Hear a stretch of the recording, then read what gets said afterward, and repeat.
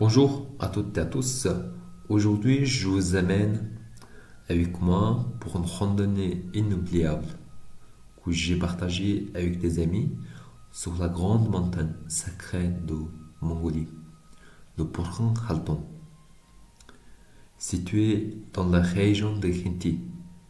Cette montagne fait partie de la chaîne montagneuse de même nom. C'est un lieu hautement sacré, à la fois culturellement et historiquement, notamment parce qu'il est lié à l'histoire de Chinggis Khan. Nous sommes partis tôt le matin en passant par Parnor, un des quartiers éloignés de l'Ambataur, à environ 100 km de la capitale. De là, nous avons pris la route en direction du village Mongumort, ce qui signifie cheval argent. Après avoir fait le plein essence, nous avons repris notre route. Au bout de quelques heures de trajet, nous sommes arrivés à une montagne nommée Basotengri Dawa, le pont symbolique, la porte entre ciel et terre.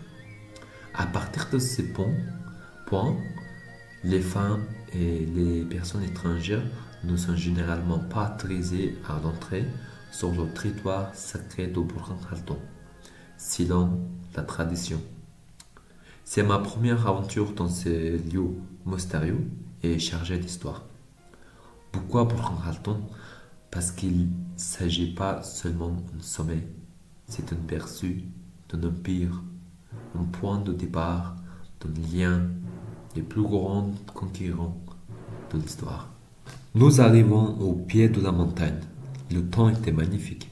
Le paysage est faisable, presque vide.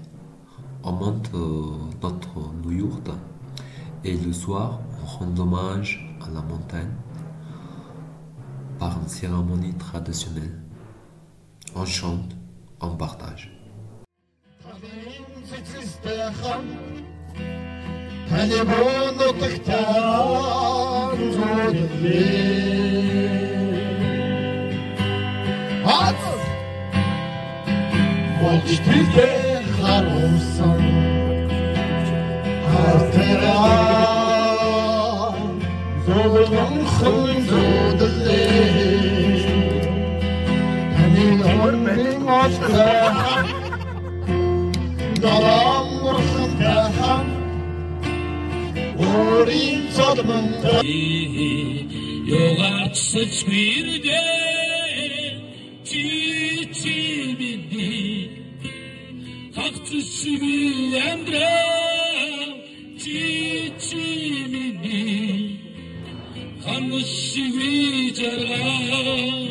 Le matin nous a accueillis avec les lumières spectaculaires. Après un bon petit déjeuner, nous avons préparé notre randonnée. Durant la nuit, autre randonneurs étaient installés pas loin de nous. Certains éleveurs de chevaux proposent de monter jusqu'au sommet à cheval. Jusqu'à mi-chemin, 50 000 turcs. Aller-retour jusqu'au sommet, 100 000 turcs. Environ un peu moins de 30 euros. Mais nous avons décidé de monter à pied. Ce fut le bon choix. Descendre à cheval era une vraie galère. Croyez-moi, vous allez voir. Dans quelques instants, la randonnée commence dans la fraîcheur du matin. À chaque pas, dans la neige dense, l'air devient plus pur, presque sacré. On a l'impression de quitter notre époque pour rentrer dans la celle de l'ancien, entre concurrent et l'esprit de la nature. Plus on monte, plus le lien entre Chinggis Khan et cette montagne devient palpable. On raconte que lorsqu'il était jeune, poursuivi par des ennemis, il se réfugiait ici. Chinggis Khan aura grandi ici, se sera caché, sauvé par cette montagne, ce qui renforce son statut de lieu sacré. Et vous voyez les gens, comment ils descendent à cheval, c'est très compliqué. Donc les gens, au final, ils descendent à pied.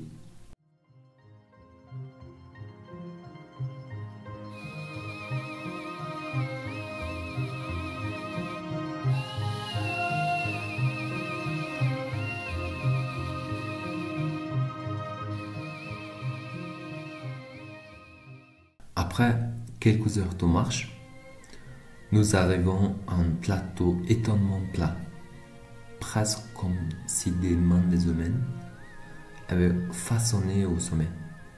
La vue est incroyable quand on voit le sommet de montagne Brunhalton. C'est là que je ressens pleinement le lien invisible entre l'homme et la nature. Brunhalton, cette lutte entre respect, conquête et harmonie. Malgré le froid et le vent fort, nous continuons. Un silence profond nous enveloppe à mesure qu'on approche du sommet.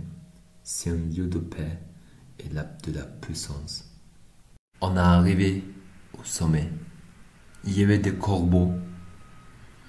C'est étrange qu'il y ait des corbeaux tout en haut du sommet de cette montagne sacrée, mais il fait très froid. Comment il pourrait rester aussi haut dans la nature?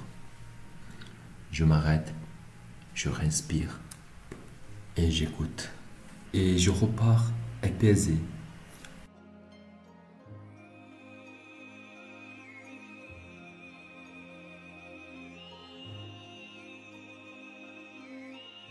Nous avons passé une seconde nuit au pied de la montagne. Encore une fois, nous avons fêté avec respect l'esprit de la montagne.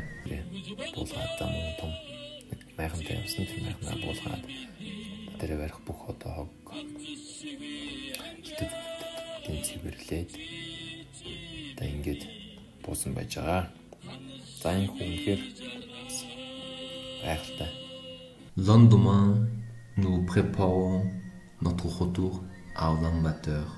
C'est un magnifique séjour à Brunhalton. Certains préfèrent visiter Brunhalton en hiver parce qu'en été, des moustiques sont beaucoup nombreux et selon certains, la nature elle-même semble protéger le territoire pour limiter d'accès. Mon voyage s'achève ici, mais le lien avec cette montagne reste vivant. Brunhalton n'est pas un juste sommet, c'est un mythe, c'est un monument éternel, une rencontre entre l'histoire et la nature. Si cette aventure vous a plu, je vous invite à découvrir le film mongol, qui retrace une partie de l'histoire fascinante de Tzintzang. Je le mettrai le lien en description. Merci d'avoir visité ce voyage avec moi. N'hésitez pas à partager, commenter et vous abonner pour autre aventure. À très bientôt. Au revoir.